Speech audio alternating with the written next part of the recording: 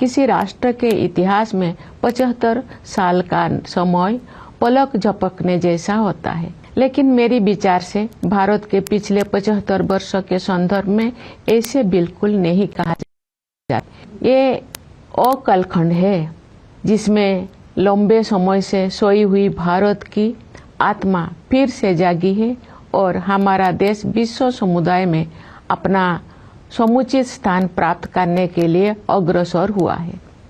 विश्व के प्राचीनतम सभ्यताओं में शामिल भारत को ज्ञान और विवेक का उद्गम माना जाता था, लेकिन भारत को एक अंधकारमय दौर से गुजरना पड़ा। अमानवीय शोषण के कारण देश में घोर गरीबी व्याप्त हो गई। आज के दिन सबसे पहले हम उन शूरवीरों को याद करते हैं जिन्होंने मातृभूमि को विदेशी शासन की बेड़ियों से मुक्त करने के लिए बड़ी से बड़ी कुर्बानी दी। उनमें से कुछ स्वाधीनता सेनानियों के बारे में लोग जानते हैं, लेकिन बहुतों के बारे में उन्हें जानकारी नहीं थी। इस वर्ष हम भगवान बिरसा मुंडा की 150वीं जयंती मना रहे हैं। वे ऐसे अग्रणी स्वाधीनता सेनानियों में शामिल हैं जिनकी भूमिका को राष्ट्रीय इतिहास के संदर्भ में आप समुचित महत्व दिया जा रहा है। 20वीं सदी के आरंभिक दशकों में स्वाधीनता सेनानियों के संघर्षों ने संगठित राष्ट्रव्यापी आंदोलन का रूप ले लिया। देश का सौभाग्य था कि महात्मा गांधी, रविंद्रनाथ टैगोर और बाबा साहेब आम्बेडकर जैसे महान विभूतियों ने हमारे देश के लोकतांत्रिक मूल्यों को फिर से जीवंत बनाया। न्याय, स्वतंत्रता, समता और बंधुता केवल सैद्धांतिक अवधारणाएं नहीं है जिनका परिचय हमें आधुनिक युग में प्राप्त हुआ है। ये जीवन मूल्य तो सदा से हमारी सभ्यता और संस्कृति का अंग रही है। नव स्वाधीन भारत के संविधान और गणराज्य के भविष्य को लेकर जो आलोचक संदेह व्यक्त करते थे, उन लोगों को इन्हीं जीवन मूल्यों के बल पर पूरी तरह से गलत सिद्ध किया जा सका। भारत के गणतांत्रिक मूल्यों का प्रतिबिंब हमारी संविधान सभा की संरचना में भी दिखाई देता है। उस सभा में देश के सभी हिस्सों और सभी समुदायों का प्रतिनिधित्व था। सबसे अधिक उल्लेखनीय बात ये है कि संविधान सभा में सरोजिनी नायडू, राजकुमारी अमृतकर, सुचेता कृपलानी, हंसाबेन मेहता और मालती चौधरी जैसे 15 असाधारण महिलाएं भी शामिल थी।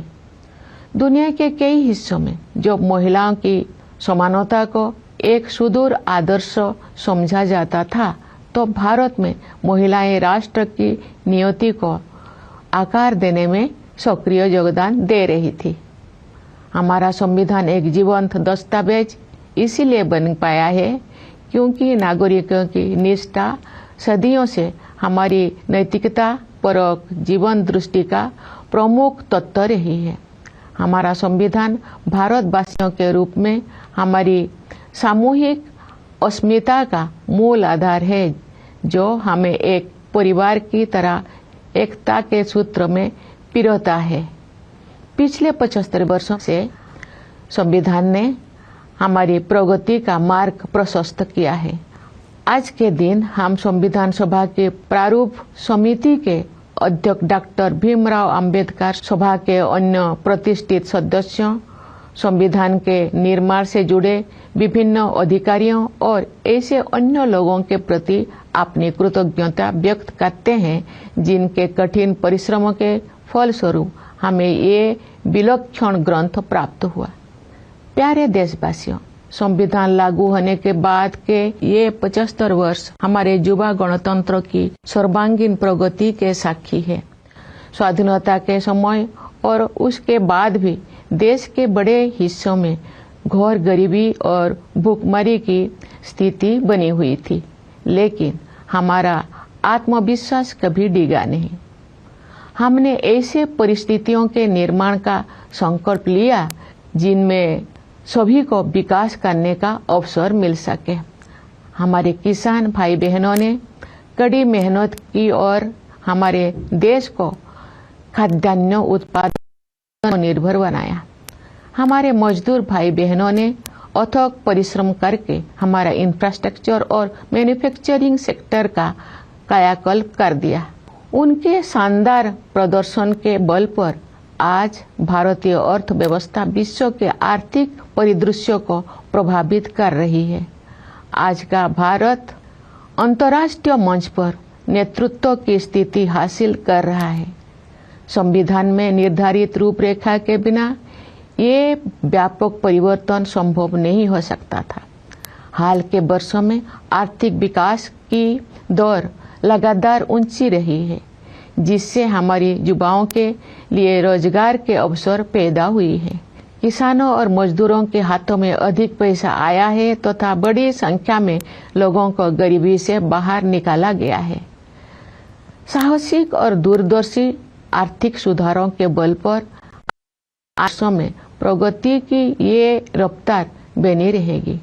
समावेशी विकास हमारी प्रगति की आधारशिला है, जिससे विकास का लाभ व्यापक स्तर पर अधिक से अधिक देशवासियों तक पहुंचता है।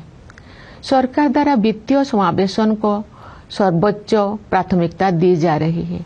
इसलिए प्रधानमंत्री जन धन योजना, प्रधानमंत्री जीवन ज्योति बीमा योजना, प्रधानमंत्री सुरक्षा बीमा योजना, मुद्रा योजना, स्टैंड अप इंडिया और अटल पेंशन योजना जैसी वित्तीय समर्थन विस्तार किया गया है, ताकि अधिक से अधिक लोगों तक विभिन्न प्रकार की वित्तीय सहायता पहुंचाए जा सके।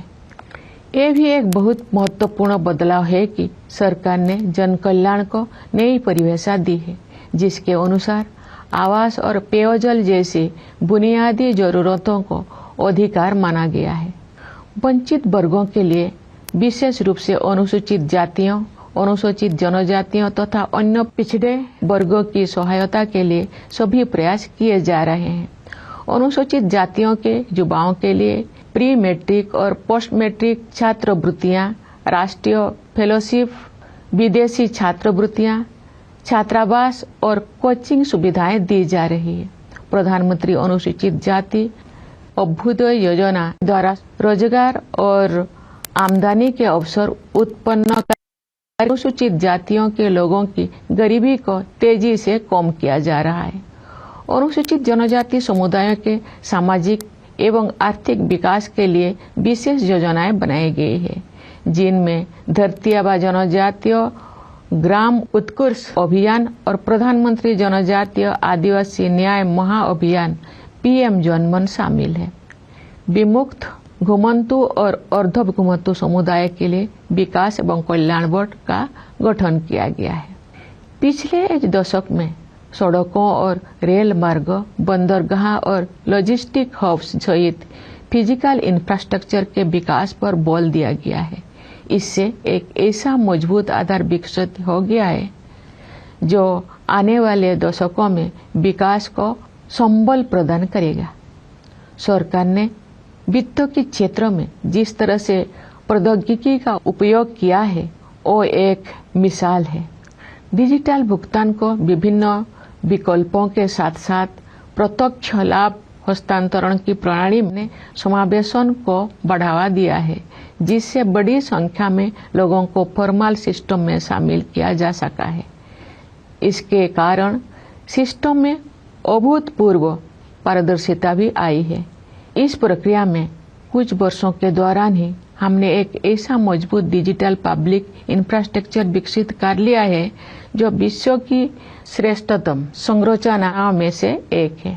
इंसॉल्वेंसी एंड बैंकरप्सी कोड जैसा साहसिक उपायों के परिणाम स्वरूप बैंकिंग व्यवस्था अब अच्छी स्थिति में आ गई है।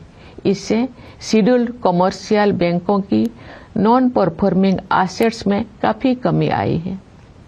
प्यारे देशवासियों, वर्ष 1947 में हमने स्वाधीनता प्राप्त कर ली थी, लेकिन कई अफसोस लंबे समय तक विद्यमान रहे। हाल के दौर में उस मानसिकता को बदलने के ठोस प्रयास हमें दिखाई दे रही है। ऐसे प्रयासों में Indian Penal Code, criminal procedure code और इंडियन एविडेंस एक्ट के स्थान पर भारतीय न्याय संहिता, भारतीय नागरिक सुरक्षा संहिता और भारतीय साक्ष्य अधिनियम को लागू करने का निर्णय सर्वाधिक उल्लेखनीय है।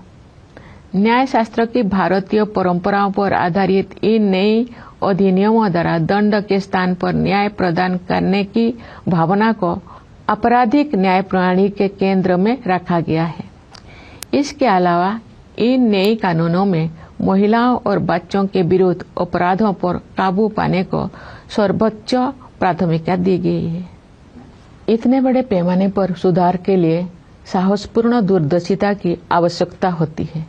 देश में चुनाव को एक साथ संपन्न कराने के लिए संसद में पेश किया गया विधेयक एक और ऐसा प्रयास है जिसके द्वारा सुशासन को नए आयाम दिया जा सकते हैं। एक राष्ट्र एक चुनाव की व्यवस्था से शासन में निरंतरता को बढ़ावा मिल सकता है। नीति निर्धारण से जुड़े निष्क्रियता समाप्त की जा सकती है। संसाधनों की अन्यत्र खर्च हो जाने की संभावना कम हो सकती है तथा वित्तीय बोझ को कम किया जा सकता है। इनके अलावा जन हित में अनेक अन्य लाभ भी हो सकते हैं। हमारे सांस्कृतिक विरासत के साथ हमारे जुड़ाव और अधिक गहरा हुआ है। इस समय आयोजित हो रहे प्रयागराज महाकुंभ को उस समृद्ध विरासत की प्रभावी अभिव्यक्ति के रूप में देखा जा सकता है। हमारी परंपराओं और रीति रिवाजों को संरक्षित करने तथा उनमें नई ऊर्जा का संचार करने के लिए संस्कृति के क्षेत्र में अनेक उत्साहजनक प्रयास किए जा रहे हैं। भारत भूमि महान भाषाई विविधता से समृद्ध है। इस समृद्धि को संरक्षित करने तथा इस और परंपरा को आगे बढ़ाने के लिए सरकार ने असमिया, बंगला, मराठी, पाली और प्राकृत को शास्त्रीय भाषाओं के रूप में मान्यता प्रदान की है। तमिल, संस्कृत, तेलुगु, कन्नड़, मलयालम और ओडिया भाषाएं पहले से ही इन श्रेणी में शामिल है। सरकार अब इन 11 शास्त्रीय भाषाओं में शोध कार्यों को बढ़ावा दे रही है। मुझे प्रसन्नता है कि गुजरात के वडनगर में भारत के प्रथम आर्कोलॉजिकल एक्सपीरियंशियल म्यूजियम का कार्य पूरा होने वाला है। ये म्यूजियम एक आर्कोलॉजिकल साइट से जुड़ा हुआ है। इस स्थल पर मनुष्यों की बस्ती होने के लगभग 800 वर्ष ईसा पूर्व के साक्ष्य मिलते हैं। इस संग्रहालय में युगों की अलग अलग प्रकार की कला, शिल्प और सांस्कृतिक सामग्री को प्रदर्शित किया जाएगा। प्यारे देशवासियों, आज की हमारी युवा पीढ़ी काल के भारत का निर्माण करेगी। हमारी युवा पीढ़ी की प्रतिभा शिक्षा के द्वारा ही निखरती है। इसलिए सरकार ने शिक्षा के क्षेत्र में निवेश को बढ़ाया है तथा शिक्षा से संबंधित प्रत्येक मानव में सुधार के लिए समग्र प्रयास किए हैं। अब तक के परिणाम उत्साहवर्धक रहे हैं। पिछले दशक में शिक्षा की गुणवत्ता, भौतिक अवसंरचना तथा डिजिटल समावेशन के आयामों में व्यापक बदलाव आया है। शिक्षा के विभिन्न स्तरों पर शिक्षण माध्यम के रूप में क्षेत्रीय भाषाओं को बढ़ावा दिया जा रहा है। विद्यार्थियों के प्रदर्शन में आशा के अनुरूप उल्लेखनीय सुधार हुआ है। मुझे ये जानकर खुशी हुई है कि महिला शिक्षकों ने इस परिवर्तन में महत्वपूर्ण भूमिका निभाई है। पिछले दशक के दौरान नियुक्त शिक्षकों में महिलाओं की भागीदारी 60% से अधिक है। व्यावसायिक शिक्षा और कौशल विकास का विस्तार तथा इन्हें मुख्य धारा में शामिल किया जाना स्वागत योग्य उपलब्धि है। इस प्रक्रिया को आगे बढ़ाते हुए आप हमारे युवाओं को योजनाबद्ध तरीके से कॉरपोरेट सेक्टर में इंटर्नशिप के अवसर प्रदान किए जा रहा है। स्कूल स्तर की शिक्षा का आधार मजबूत बनाने के साथ साथ हमारे देश में विद्यार्जन की विभिन्न शाखाओं, विशेष रूप से विज्ञान और प्रौद्योगिकी के क्षेत्रों में नई ऊंचाइयां हासिल की। इंटेलेक्चुअल प्रॉपर्टी फाइलिंग की दृष्टि से भारत का विश्व में छोटा स्थान है। ग्लोबल इनोवेशन में भारत की रैंकिंग लगातार बेहतर हुई है। वर्ष 2020 में भारत 48वें स्थान पर था। स्थिति में सुधार करते हुए वर्ष 2024 में भारत 39वें स्थान पर आ गया है। बढ़ते आत्मविश्वास के साथ हम अनेक प्रयासों के बल पर अत्याधुनिक अनुसंधान में अपने भागीदारी बढ़ा रहे हैं। नेशनल क्वांटम मिशन का उद्देश्य प्रौद्योगिकी के इस नए क्षेत्र में एक जीवंत और नवीन इकोसिस्टम को विकसित करना है। एक अन्य उल्लेखनीय शुरुआत national mission on interdisciplinary cyber physical system से संबंध है। इसके तहत artificial intelligence, machine learning, robotics और साइबर सिक्योरिटी जैसे अनेक उन्नत प्रौद्योगिकियों पर कार्य करने की योजना है। इन प्रौद्योगिकियों को कुछ समय पहले तक फ्यूचरिस्टिक समझा जाता था, अब ये तेजी से हमारे दैनिक जीवन का हिस्सा बनती जा रही है। जीनोम इंडिया प्रोजेक्ट प्रकृति के रहस्यों की खोज का एक रोचक अभियान तो है ही, ये भारतीय विज्ञान के इतिहास में एक निर्णायक अध्याय भी है। इसके प्रमुख कार्यक्रम के तहत इस 10,000 भारतीयों की जीनोम सीक्वेंसिंग को अनुसंधान के लिए उपलब्ध कराया गया है। ज्ञान के नए आयामों को खोलने वाले ये परियोजना बायोटेक्नोलॉजी रिसर्च में नई मार्ग प्रशस्त करेगी तथा सार्वजनिक स्वास्थ्य सेवा प्रणाली को भी मजबूत बनाएगी। भारतीय अंतरिक्ष अनुसंधान संगठन ने हाल के वर्षों में अंतरिक्ष विज्ञान के क्षेत्र में बहुत बड़ी उपलब्धियां हासिल की है। इस महीने इसरो ने सफल स्पेस डॉकिंग एक्सपेरिमेंट से देश को एक बार फिर गौरवान्वित किया है। भारत अब विश्व का चौथा देश बन गया है जिसके पास क्षमता उपलब्ध है। एक राष्ट्र के रूप में हमारा बढ़ता आत्मविश्वास खेलों के क्षेत्र में भी दिखाई देता है। हमारे खिलाड़ियों ने सफलता के प्रभावशाली अध्याय रचे हैं। पिछले वर्ष हमारे खिलाड़ियों ने ओलंपिक खेलों में अच्छा प्रदर्शन किया है। ओलंपिक खेलों में हमने अपना अब तक का सबसे बड़ा दल जिसने अब तक का सर्वोच्च किया। फीडे शतरंज ओलंपियाड में हमारे खिलाड़ियों ने विश्व समुदाय को अपने प्रदर्शन से प्रभावित किया तथा पुरुषों और महिला खिलाड़ियों ने स्वर्ण पदक जीते। वर्ष 2024 में डी गुकेश ने अब तक का सबसे कम उम्र का विश्व चैंपियन बनकर इतिहास रच दिया। देश भर में और प्रशिक्षण सुविधाओं में बहुत सुधार हुआ है और इसके बल पर हमारे खिलाड़ियों ने विजयी होकर हमें गौरवान्वित किया। साथ ही उन्होंने अगले पीढ़ी को और भी ऊंचे लक्ष्य प्राप्त करने के लिए प्रेरित किया है।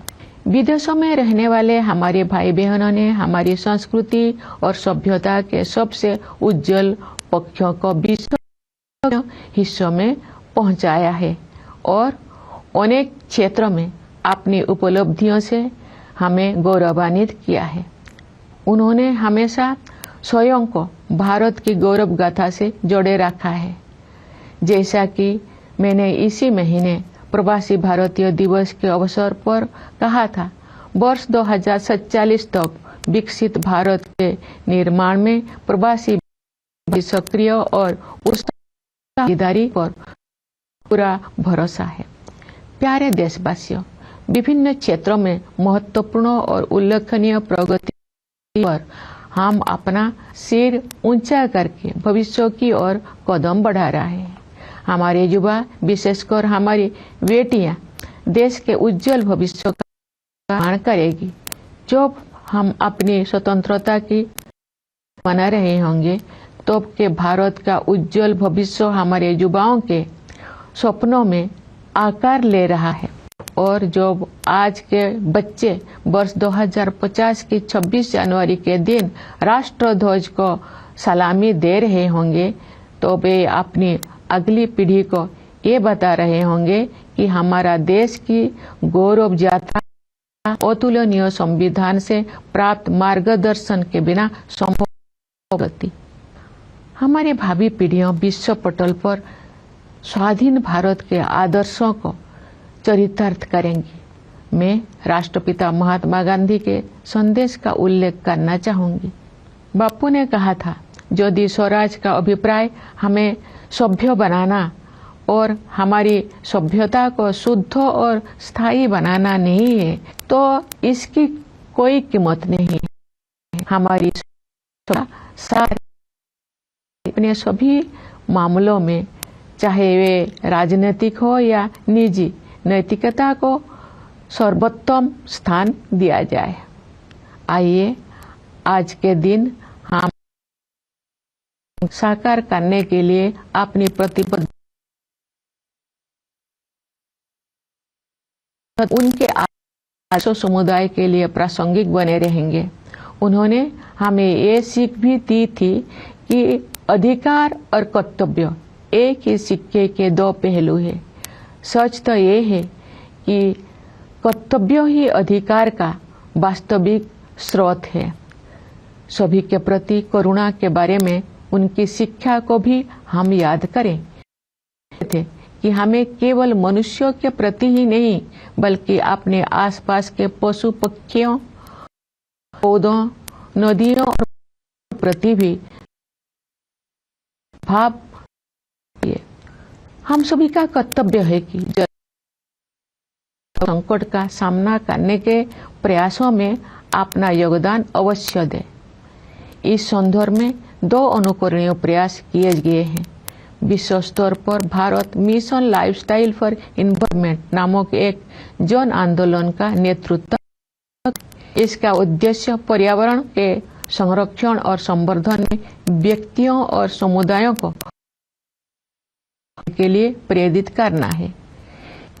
पिछले वर्ष विश्व पर्यावरण दिवस के अवसर पर हमने